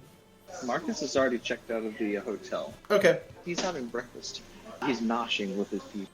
Gotcha. Okay. He's trying to remember as much of Garden's life as he can, so that he can hold on to more and more. So he's noshing with his people as much as possible. And you're eating with your people, and for some reason you feel hungry even after the meal's over. Oh no! Oh shit! Oh boy! I'm scared. So I'm scared as a player. So the effect is Essence Hunger, and it's a -1 penalty to all stats. Oh no! Fuck. Oh boy. So there's that. Anyway. Oh boy. Concern. So those of you that are at the caravan, one of the harpies will come over and offer some of the breakfast that they cooked up, which is a tart kind of a thing. It's like a little cooked pocket of nuts and berries. They have like a sack of these things, and they basically just toss them in a pot over a fire to heat them up. But they're basically just like a hunk of muffin almost, like a big piece of bread with nuts and berries baked into the middle of it. They're pretty tasty. Yeah, that sounds pretty good, honestly. Do they have anything like good hangover food? Trail mix. I guess anything's good hangover food if you have something to munch on. That's right, I have beetles. Seeds. Apple flavored beetles. Yeah, Slightly apple flavored. A bunch of, like, they have a lot of seeds and nuts. Alright, so do I find Marcus then? Or Yeah. You find Markus then. He's up and at him. Marcus, we have to get going. The harpies, I believe, are I'm ready. so hungry. You can eat later. I'll bring him back to the harpies then. Okay. Alright, if that is all, they are going to load up everything and ask who is riding in the caravan crate, to which I think the only one today that will be doing that is Karis. Was it Marcus? Marcus no, was riding with Saris. That's right. Yeah. Where's Markus riding this time? Top of crate or with one of the harpies? Or inside crate. Or inside. Definitely with the harpies. Yeah, I guess you wouldn't want to be inside the crate with Karis. Yeah, I think that would be a bad idea. Yeah, don't do that to Karis. Yeah. She would Just probably looks have at- like a looks straight up at heart Karis. attack. Looks over Karis, goes, "Woo." Really? No. That's not a good idea, man. Don't do that. It's not a good What idea. I would do. No, it's not a This good is idea. why you're gonna get shanked one day. She's got a Screwy. big bag of tricks. You don't want to be in the business end of any of them. So they load up everything, they close the crate, and Karis drinks that tea and then gets inside. Vera straps themselves onto the roof of the crate along with Lovette, and Markus gets picked up by the arms by Xeris. You all take off and make way for the Steam Isles. Really complex feelings are going on with Lovette right now. Like both like, oh yes, finally, and oh my god, this is a huge fucking mistake. Why are we doing this? So the day passes relatively quickly. I mean, it's just a crazy trip through the air. I mean, you guys are ground-bound beings, so traveling like this is both obscenely fast and very, very uncomfortable. Maybe. This is my first time on top of the actual crate, though, where I can really see the view. Yeah, so the view is quite interesting. The area is this rolling green hills, and then you get past the river here, and once you cross the eastern fork of it, the harpies land the caravan there for the night, just as the sun gets low in the sky. Alright, well, in hindsight, I could have stayed inside the crate for that part of the trip, but Well, it was a whole day's travel, and I mean, it's beautiful out, so... it's true. I think Karis could have used the company, though. They set up a small camp and begin preparing an evening meal. Like I said before, they're very well practiced at this. Like, this is what they've been doing for years. I and Archibald will do what we can to help around camp. Okay. You find yourself setting up cooking equipment, probably. Make a... You know, if I have any sort of complex equipment, anything with, like, interlocking and or moving parts, I will see if I can tidy up and or improve it a little Okay. bit. Do you have a profession check? I don't have profession. Then give me a wisdom check, then. Okay, sure. Give me a whiz check. Let's see what happens. Cool. Is Okay. 813. So yeah, you're useful. You're helpful around the camp. You exist. Yeah, no, you are help around the camp. What is Markus and Vera doing? I think Vera was going to help find like fish, and then just watches the harpies just naturally just grab them and shit. Yeah, Like, they kind of you know like what? skim the water. They skim the river and just like dip a talon in and pull out a fish. You know what? I paid for this. It's fine. I'll just sit down on it. I love how sassy Vera is. So Vera's just going to relax. Yeah, one thing you note is that they're very dexterous with their talons. It's basically like a hand for them instead of a foot. They're able to manipulate utensils and cook. For people with feet and hand fetishes. Right? There you go. It's like it covers all your bases at the same time. And Markus This is enjoying the view, of course. on the ground. Of course, just taking it all in. Dying on the inside. Okay. Oh no, he's absolutely already dead on the inside. That's the part we've confirmed. Yeah, That's true. So the evening meal consists of pan-seared trout caught from the river with a glaze made from some berries that they found nearby. Probably like a blackberry. God, these guys eat well. Yeah, they have a blackberry reduction over pan-seared trout. It's tasty. It's tasty. And then the rock leaves and comes back, and it's just got blood all over its beak. So you think it might have decimated a herd of buffalo or something. Nice. All right. Anything you would like to do that night, or is that you just want to zoom ahead? It's up to you. Let's just zoom ahead. I think I'm just gonna continue just like going through the trip. Okay. Tell me your emotions. Are you still mad at me? Not really. I don't think Vera is really thinking about that anymore. Okay. It's more they were huffy at the time because you slapped them in the face, and then they kind of just slept it off. Yeah, that's good. Still feels incredibly guilty. As they should. You're protecting your family from words. From words. From words. With physical violence. Yep. Okay. So whenever Lovette comes back and decides things, we'll figure stuff out, I guess. Well, I won't. I'm waiting for all y'all. You're elsewhere. The next day, the Harpies load up, take off with very little pomp or circumstance. They're just up and going because they have a schedule to meet, and it's going to be a long day of flying because they've got to get extra far to be able to get to the capital of the gnomes. Yes. Alright, they get up and take off and fly. You guys go right over the port city of Ugas and end up landing on the Isle of Steam. So, let me explain what this looks like. So, Please do. you... It's very steamy. Kind of. Most of the day, you're traveling over the same kind of rolling hills. You eventually get down to where you can see this very large forest to the south, and then you continue flying. You see the road and a port city, the port city of Ugas, and it is the main trade port that the gnomes basically sail back and forth to. I forgot I was going to say before we got flying, I want to leave Archie down with Karis so that she has some company. Okay. Alright. Alright, and you fly over the city of Ugas, and there's now like this channel of somewhat choppy water. And the further you go across this water, like you start to see these very jagged rocks sticking up out of the water. It looks like all the material here is volcanic or fresh or glassy in some way. It's just a very geologically active area. Ahead of you is this large island with a couple of small mountain ranges on it, all of which are very spiky and jaggedy. There is jets of mist and steam that seem to be all over the place.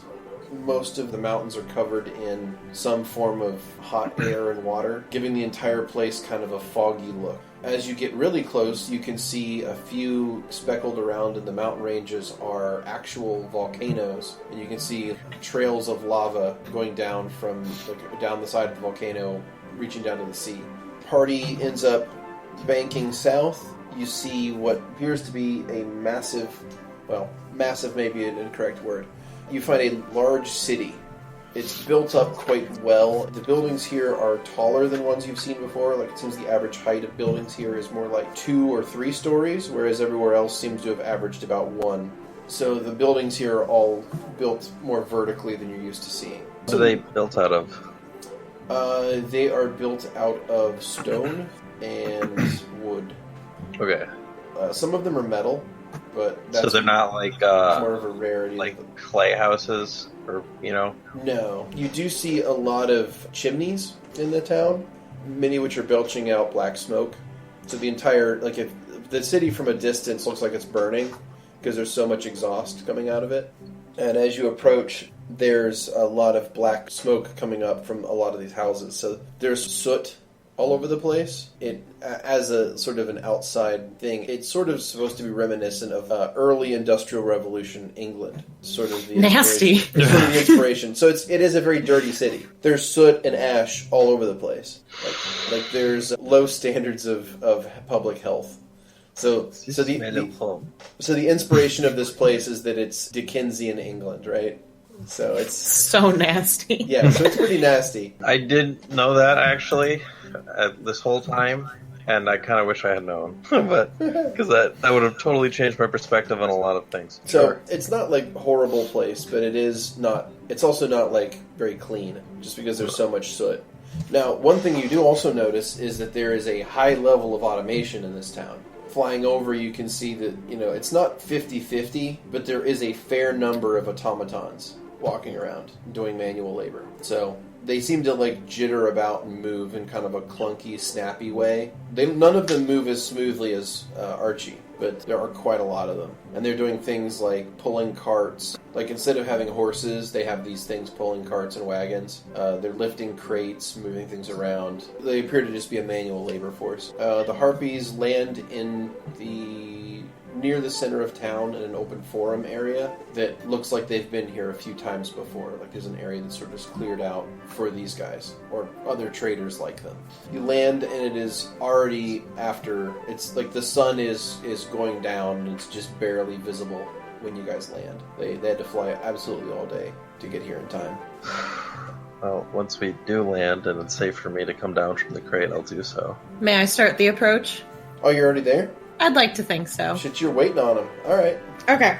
Could you explain how... I'm embarrassed. Oh, now you're embarrassed. Okay. Shut up. All right. Okay. I didn't think that was possible. Soul's embarrassed. Me as a person, too. So... Nah, you're soul. Shut up. So, you see this elf approach you. They have this, like, gold kind of rose strawberry sheen to the hair, half shaven. They have Soul's eye patch, except they are completely male, approaching the caravan currently. So they're a little taller. They're kind of wearing a shirt, but they're not. It's like a vest. They're makeshifting things currently because that's what Soul does. They still have their skirt and just slightly larger pants on. But they're still wearing the skirt with a belt. A different belt than you usually see. It's not the usual brown belts that are pretty much the only thing keeping their shirt together. It's just, it looks different. They approach the group, they kind of have their hands on their hip and a stupid smile on their face. Hello there. What am I looking at here? You were looking at me. How was your guys' trip? Excuse me, what? What is going on here? Who is this? Is this... Do you know my Marcel? You look like Soul, but... That's because I am Soul. You're Soul. Hi. I'm having flashbacks to my blackout times. And then Soul kind of like starts to shimmy around you guys and then looks like they're starting to walk towards the Harpies. What the hell just happened? I look at Lovette. So this is the Steam Isles. This is where I was born. I was hoping I could show you all around, but it looks like Soul was already here. No, I mean, what about, what's happening with Soul? Yeah, like, what the fuck is happening? Look, a lot of things are going on between me and Soul now, and I just don't even care anymore. Soul, like, looks like they're talking to the Harpies, and, like, they look like they're negotiating.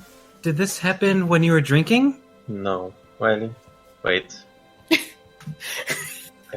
No, I don't think so. But wait. There were two of them. I think the other one was not Soul, so I think that was somebody else. Right, that was the guy I shot before. Right. No, yeah. This is the first time I've seen them mix. This is well.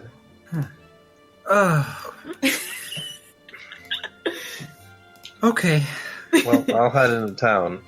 May I have a conversation with the Harpies? Oh, I'm gonna make sure Karchi comes with me now, of course. Yes, you may. So Soul kind of waves over to the Harpies and is just like, hello, all of you. How are you all doing this fine... Is it evening? Yeah, it's night, actually. Fine, night. Sun is down. So, Soul's gonna put up some dancing lights. And they're talking to the harpies currently. With dancing lights. With dancing lights, because it's evening, and Soul wants them to be able to see their face. Look at me. Alright, so the 5 harpies that make up this caravan stop and see you approach, and like, first of all, they're somewhat confused because they didn't expect them, like the first customer to be an elf. Like, they expected, gnomes to show up and buy shit. Mm-hmm. At the same time, it's late, and they've flown all day, so they're all kind of exhausted. And they're like, hold on, so we're just gonna do this. So they move up, and they're like, the one to talk to you will probably be Xeris, the one that seems to take charge in most situations. Mm-hmm. Can we help you with something? Yes, I was wondering if in the morning I could make a contract with any of you. They kind of look you up and down, and let me make some checks here. Please. Okay. I want my carriage. Do I need to roll my charisma? My very lovely 18 charisma. Yeah, go ahead and make a diplomacy check. I did a 30 diplomacy. Okay, 30 diplomacy. Alright, so they're interested in pursuing a contract. They said that they've been flying all day, so if you wouldn't mind waiting till the morning. Of course, that was my main intention. So, like, the one pulls out, like, some paperwork and produces a standard contract. Each of the 5 harpies will sign it ahead of time, and they ask like, what is your bid? And Soul kind of contemplates. I would actually like the past carriage and horses of that group. And Soul kind of points back to the Vera and Markus, who are currently confused. They kind of look at you kind of weirdly, like, and one of them just inquires how you knew about the carriage and horses. I was told about it. Make a bluff check. Oh no! I haven't updated that in a while. 28! Alright. Okay. Alright. They nod. The one that asked the question sort of nods. Alright. Let's see. Probably... Let me roll here. Randomly. Yeah, good. Okay, Sephith, the white-colored one, Yeah. is going to inquire as to what your if you had any evening plans, like as far as where you were bedding down for the night. Soul looks embarrassed for a moment because in their mind they've just been like, this is purely like a business thing currently, and now suddenly it's like, I don't know what's happening actually. I'm very and Soul kind of like scratches the side of their face, and they kind of look away. They're just, currently, no, I do not have a specific place. All right. Sephith is going to hop closer to you and kind of like wrap a wing around you and ask if they can help keep you warm through the night. Oh, no! I'm so embarrassed. This is your fucking plan. I just want to. Soul is bright red, but nods. Sure, yeah, of course. If that's what you want, then you got it. She coos that it's free of charge. Oh my god! Okay. Boy. All right, sure. And then Soul is like slowly divulging into kind of a bashful child currently. Yeah. You could have gotten money out of her, so you're actually getting the short end of the stick on this one. I just wanted my carriage and horses. I mean, it's whatever makes you guys happy. I just wanted a carriage and horses for when I leave the Steam Isles and stuff. Go back home to Ville. Yes. Oh, you're an elf native to Ville. It's unusual. Not exactly native. I just reside there for the most part currently until about the spring. And then I'll be going back to my home in the Elven lands. You know. Sephith asks to hear more as she wraps the other wing around you. Oh my.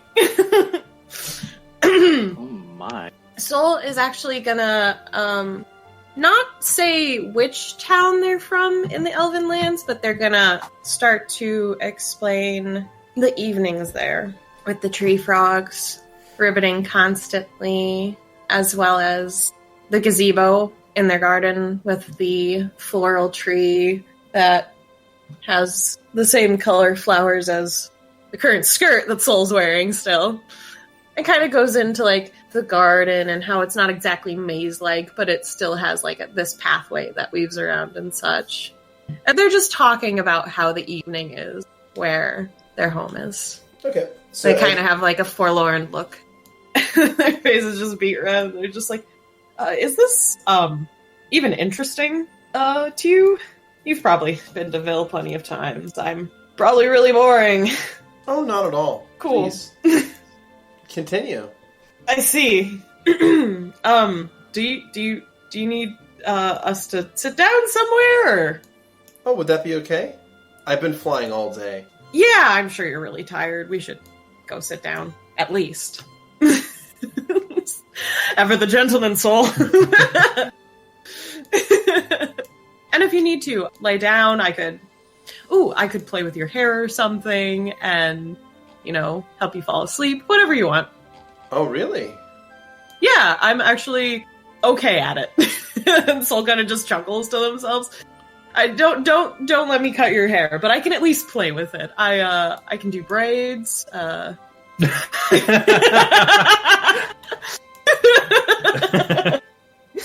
can just run my hands through your hair. It's good massage. That. Ever the gentleman's Soul. Alright. Eventually, like, the evening wears on. Cephas is true to her offer and basically, like, keeps you warm through the night. Yep. Very warm. Very warm. Kind of wish there was air. Soul is so embarrassed. Lovette, do we have somewhere that we can stay? The rest of the party is like, what the fuck is happening? Lovette's please put it to the other. Yeah, Lovette left like after. Yeah, she's off in an alley having a panic attack right now. Fuck out of there, yeah. Where's Karis and Markus? That's a good question. Karis is kind of like she's holding her stomach, like sitting next to the crate. Even with the tea, it didn't do anything. I mean, it did. It just still. Go comfort her. Does that seem like something Vera does? I don't know. She's part of our hive. Yep. Your choice. Are you doing all right? Yeah. I'll be okay. We're just settling down. The way that thing rocks is, it's difficult to get used to. Understandable. Well, we'll wait here for a bit, and then we'll probably have to find a place to stay here. So let me know when you're ready to move, okay? Sure, of course. Ooh. Ooh. And we're at the docks. So. You're currently in that space in the trade district, that open area. Where am I from? Oh, you're from probably Forge side. Your family was well-to-do. Well, I figured I would be on that they still had like a beach house. Their house was still really close to the water. Yeah. That when they were rich, they were able to get a really nice spot. Karis, do you know where Lovette went? Karis, still holding her stomach, it goes, no, I saw Soul go that way, and then I don't know where Lovette went, but they left right after that. Alright. Well, we should probably go find her. Yeah, I'll go with you. She stands up and shuffles behind you. I'll be dragging Markus' body. I don't know what side he's on. I'm not looking. and we'll go in the direction that Lovette went. Okay. So Lovette is what? You said having a meltdown in the alleyway? She's having a panic attack in an alleyway somewhere. Yeah. Yeah, she's probably like found somewhere that's relatively private. And so had Archibald kind of stand guard to not let anybody by. Gotcha. Okay, in that case, the rest of the party's gonna have trouble finding you. I'd like to do... You said there's like ash everywhere? There's like soot and ash in places, yeah. Can I use a survival check to track? Yeah, you can Lovette? attempt that, yeah. Oh, God damn it. There's so many things. Ugh. Wow, 15. A lot of people go through here. It's hard. You're going to be unable to find the correct set and track it correctly with that roll. All right. So you've essentially lost track of Lovette. Damn it. Well, I have no idea where she is. Any suggestions? Kara shrugs. I mean, if she wants to be found, she knows where to find us. I guess so. Well, we should probably find a place to stay for the night. Karis nods, says nothing. All right. So I will try to find a inn. All right. That one is close by to the trade district. Yeah, there are inns in the trade district. All right. I guess I probably would think about the fact that they're going to want to do that at some point. Or that they're going to want to go places and be like, fuck, I can't just let them wander around. I know these gnomes are going to scam the shit out of them. These people are going to lose all their money.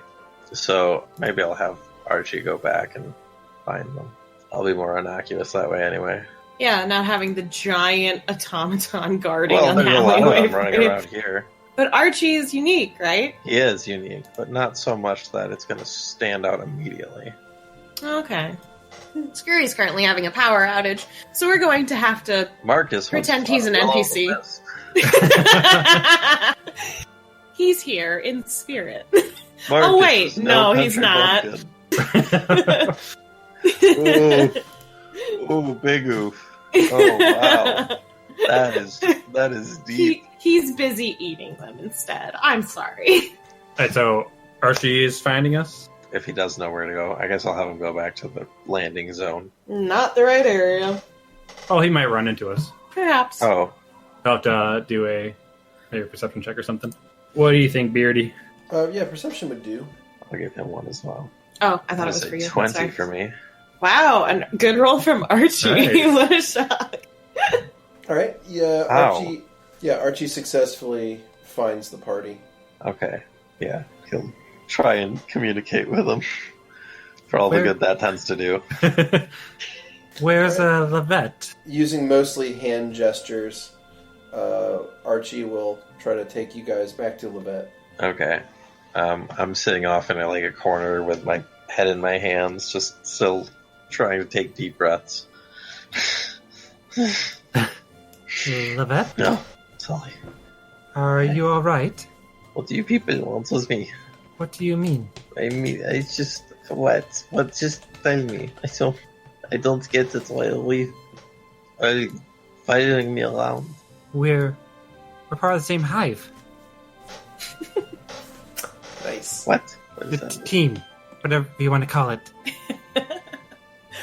Ollie, what the fuck is going on there? With Soul? Yes. I don't know what the fuck's going on with Soul. It's really, really weird. I don't know. Some gosh darn antics. Uh, I go to the temple for one night and apparently everything changed. I'll say to talk. I'll say as they message me. I'll say trying to hurt me or something. Why would they be trying to hurt you? My brain likes to consolidate the reasons. I don't know. I don't really know what's true anymore. Did something happen while I was gone? What? Why are you gone? You're right there. You saw more than I did. Wait, are you talking about in the trade district, or? No, I'm talking. Yeah. I'm talking about when I was at the temple. No, nothing happens then. Then I'm confused. I am too. I mean, you didn't really even talk to Soul when they came through. Why are you upset? I don't know. I just don't know what's wrong with me. I don't know. I'm not good enough. I know I'm not, but I don't know why. Not good enough? For Soul? Is that what you're saying? For anyone. For my parents. I wasn't good enough for them to stay. I wasn't worth it. I'm sorry, Vera, I didn't. Why do other people matter? Is what I'm wondering. Well, what is always other people? But what matters is what you do. I haven't done anything. I haven't done anything right. What are you talking? Didn't you talk to the Emperor or something with Soul? Didn't you negotiate trade routes with different smiths? Sorry, was the one already handled it. I just bumbled about. I made an idiot of myself. What about the trade routes? Those worked out, didn't they? I suppose. Probably so good they did. I'm just not bloody, and I don't know if something has happened that I have this bad feeling in my gut that something is not as it seems. Here? Here, the place or the hive, like group? And balls, I suppose. I think you're worth more than you give yourself credit for, and really time will tell what it is that you're good at, what you can do. I hope so. Thank you, sir. Hey, you do not need to... If you're looking, don't look for a place to stay. We'll stay at my house. There's plenty of room for everyone. Every place you find is going to be gnome size, so that's not avoidable. That would be appreciated. I don't know where the hell I am here. I love Vera. Right now we're on McInnes and 13th, so we probably want to go this way if we want to get Sol and the others. Is everyone here? I think Soul's going to be staying the night with the birds. Bird Racist. People. Just snaps her fingers. Harpies. That's the one. Jesus, Vera. Ooh. Interesting. The birds and the soul, see. more like. I see. Okay. They'll join us again, I'm sure. Yes. I believe they're working out some kind of deal with the harpies. And also puts Yes. deal in air quotes. I see. I was aware of that. I guess I just hadn't ended up that they would be there all night, but that makes sense. Is Karis with the group? Yeah.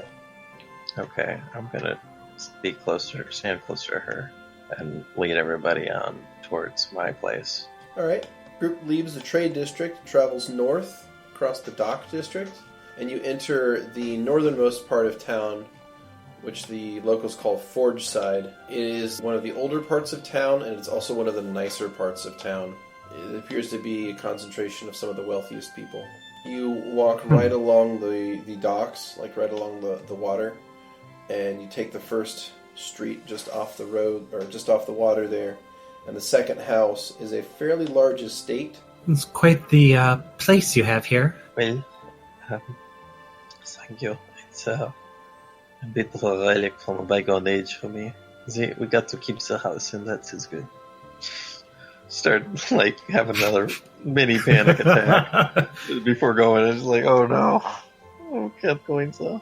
Well, should we go? And I go to, knock on the door. No, wait. No? Oh, okay. Okay, I'm sorry. No, you can go. Wait. You can go. Wait, no. Please, God. Yeah, no. Yeah, no. Yeah. Okay. Yeah, no. Okay, let me do it, please. I'll step back. Probably stand in front of the door for at least 30 seconds, just not doing anything before I finally knock on it. All right. Who's there? You knock on the door. You knock on the door to the McKinney-Bodwin estate. And a moment later, the door will open, and you see this character here. All right. She takes a look. She sees Lovette standing there with the party behind her. Well, most of the party behind her.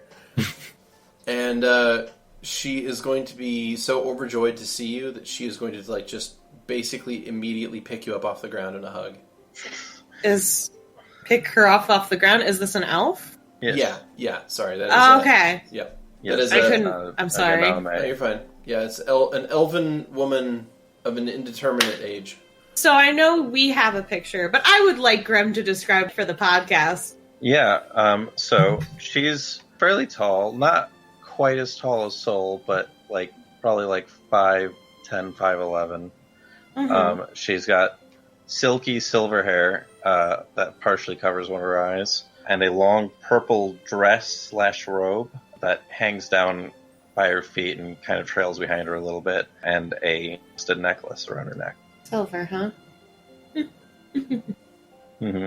But I came up with this well before we fucking found out about him. Wait, what now? Well, I mean, I knew about it for a long time. Yeah, What's we played happening? into that as a joke. Well, at least for me, silver hair kind of means more commoners. Was that right? Oh yeah. Gotcha. So that's what I was like, oh, Common blood. I'm very interested. She's not quite. I didn't have that knowledge with that information, so that's not necessarily accurate. So anyway, this elven woman is going to like scoop up Lovette and just like happily hug them and sort of like say, "Welcome home, my dear." So Lovette is hugging back, but she's also like hyperventilating and crying at the same time, and just like trying to process what the hell is going on right now. She's going to set you down and ask, "Was your journey good?" Mama, I'm sorry. I don't know. I don't know what to say. The journey has been. It's been a lot. These are my companions, my friends. We are short one, but they may accompany us sooner. She politely nods to each of them. Vera doesn't. Just like, the upper crust. And an elf. And an elf. Oh, that's right! Tell me what Vera's thinking, please! Vera's like, how am I going to deal with this? How am I going to get by this fucking elf? Maybe I should just go to the temple, maybe. I don't need to stay at this house. Fucking rich ass piece of shit. Hoity-toity. Fucking elf. Dagger-eared motherfuckers. Yeah. Yes! I'm so happy. I love hearing. And they would get along so well. Please. It's ironic. Who would? Would they actually, though? I think so. But we'll find out. The elf and Vera. Yeah. Yeah. Oh, also, I'd like to restate that as we walked up to the house, I'm still dragging around Markus. So good. And Karis has been very quiet. She has. But she also is, like, still kind of sky sick. Didn't think that harpy thing would happen. I was just like, I'm just hoping this will be a fast transaction so I can get my fucking cart and horses so we can actually be able to travel at a normal pace when we leave this place. Nah, they're all tuckered out from flying all day. This isn't an episode of Yes Please, thank you very much. Speaking of which, what's happening over in Birdtown? Oh no, stop! Roll a fortitude save. What? Why? Maybe a will save, depending on what your goal is. So she introduces herself as Lilith Xeneris Bodwin, and she invites all of you inside the estate. Now, the estate house is pretty big. It's lavish. It's built for medium-sized creatures, which is nice.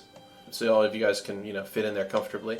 Make perception checks. Anyone who's going inside, please. Do I need to make a perception check? Yeah, go for it.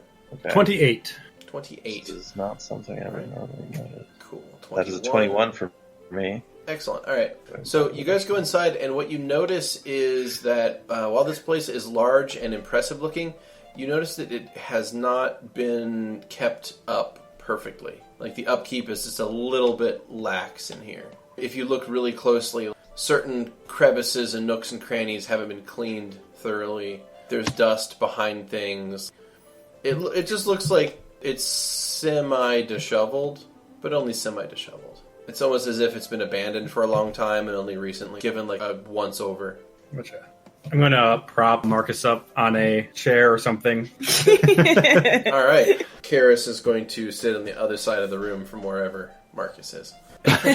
Smart girl. Anyway, so Lilith is going to launch into a series of questions asking Lovette about like where they were, what their adventures were like, how they found themselves in this group of people, if she had found all the notes that were left. I probably don't answer very many questions because I'm mostly firing back with my own questions. Okay. But like where they went and what all kind of things happened and how they knew she was looking for them and what's going to happen now. Sure. So I'm going to pull up the big map here. So joke's on you. I still have it up. Nice. Lilith explains that the grand tour where she took Desmond around, she took him all over the place across the continent to try to get him to sort of jar him back into the world. She took him to almost every major city, took him to the Wall of Kintao, took him to the Deadlands, took him to see a meteor, took him over to Cidervale, like across the Red Plains. They went to Daraham for a little while, through Parthenay, down to the Elven Lands, even all the way down to the Iron Mountains with the dwarves. Eventually, they were swooping back up across the center of the continent, and the whole time, she realized probably within a few months of the beginning of the trip that the stated goal was probably not going to be successful. That while it was a nice thing, she felt that it had very little effect on Desmond's overall mental acuity and mood. So eventually they settled into the lake northwest of Hartenshin. That's where they constructed, that's where she contacted, or eventually Seamus finally caught up there, and they constructed that cottage, and Desmond stayed there because it was becoming apparent that he wasn't able to retain any information anymore. Yes, I saw himself. But they had left a series of notes across the continent for you in case you had discovered any of them. I see. Thank you. Do you remember Moira? You only saw her a few times before you left. Your friend, of course. How could I forget? Do you know what happened to her? I'm not sure exactly. I haven't heard anything else. See. If you wanted, I'm sure you could go to her family's place and ask in about her. I'm not sure if I should do that. My friends and I are very tired. Of course. I'm sure it's been a long journey. Thank you. The guest quarters maybe need a little bit of cleaning, but they should be in good order. So she leads the group over to the guest rooms. And true to her prediction, they are a little bit disheveled. I'm gonna have Archie clean up. Has they made note, or she made note of him at all, by the way? Say what? Has my mother made note of Archibald at all? Yeah. She hasn't brought him up, but I mean, I assume he's there and she sees him. Okay. And she'll mention that, you actually got it working, which was something that Desmond could never do. He said so. I'm not sure how. But yeah, I'll have Archie clean up the guest rooms, and I'll even help him out with it. Clean things up as quick as possible. Cool. Alright, so in short order, you have the area habitable. Alright. I guess it's worth noting also that with what responses I have been giving to my mother's questions, I have said very little, if anything, about Soul. I'm trying not to mention them at all right now. Okay.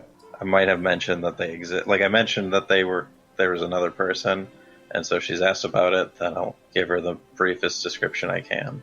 Mm-hmm. And that's about it. So basically, the rooms get cleared up, you guys can crash for the night with no problem, and that will take us on to November the 22nd morning. I will, of course, crash in my old room. Alright. It's been a weird week. When I wake up, I'm going to go to the trading post, or whatever it's called. Mm-hmm. Here.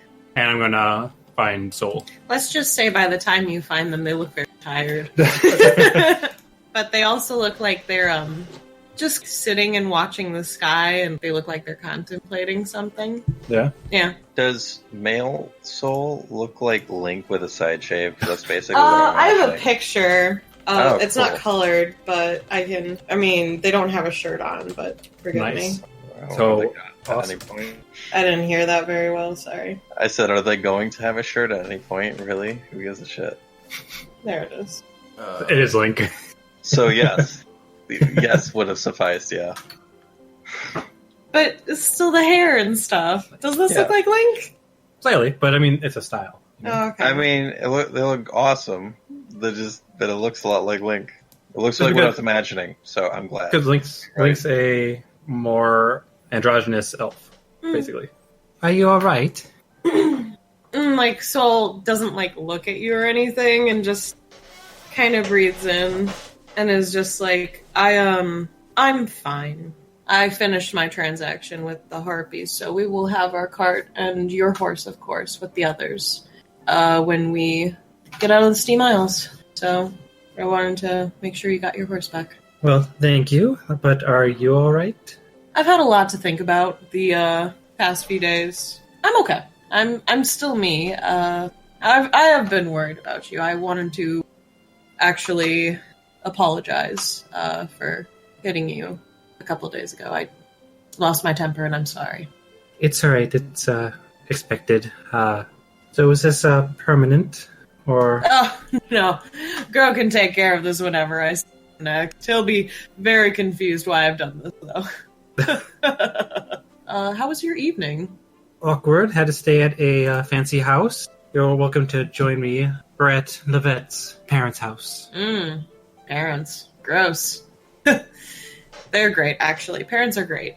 Soul kind of like stands up from their crisscross applesauce, sitting down. They kind of like dust off their pants from whatever grass or dirt's on them currently.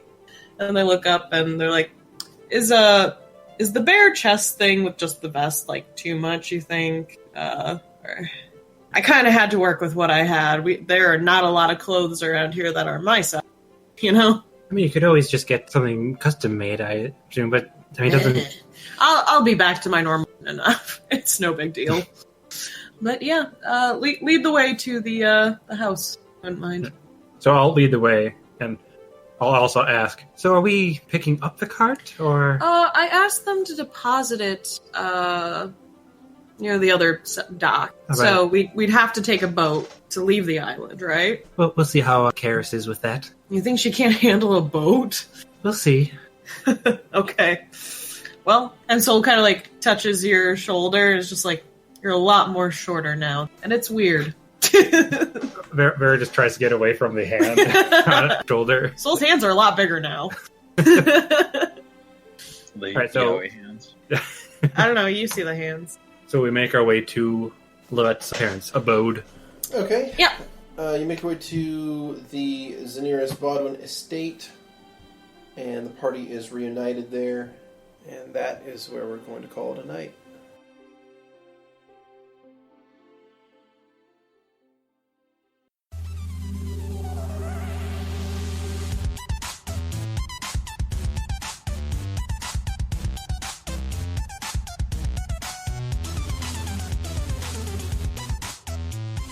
Thanks for listening, and as always, a special thanks to Protagonist for the theme music, and Emily Roll for Fantasy for this episode's soundtrack.